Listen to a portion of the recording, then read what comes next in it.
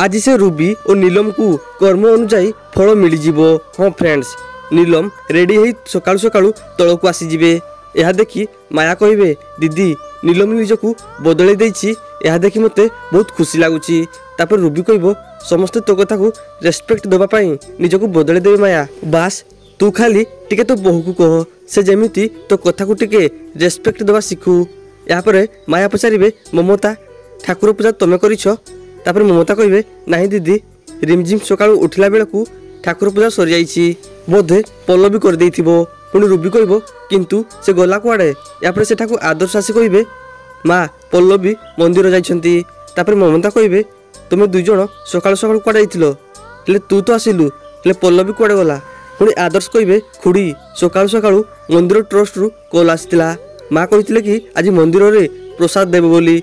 तेणु से कहले आम भितर कही जणे सेठी आगुआ रही सब सुविधा करू। मु देखिली सकाळु सकाळु घरे कहीं उठी नथिले, सेथिपाई काहाकू किछि न कही सीधा पल्लवी के नहीं सेठी छाड़ी आसिली। आज से सारा दिन काम सरिया पर्यंत सेठी रहिबे। तापर रूबी कहे देखिलु तो माया आज भी से कामरू बंचिया पाई खसीगला।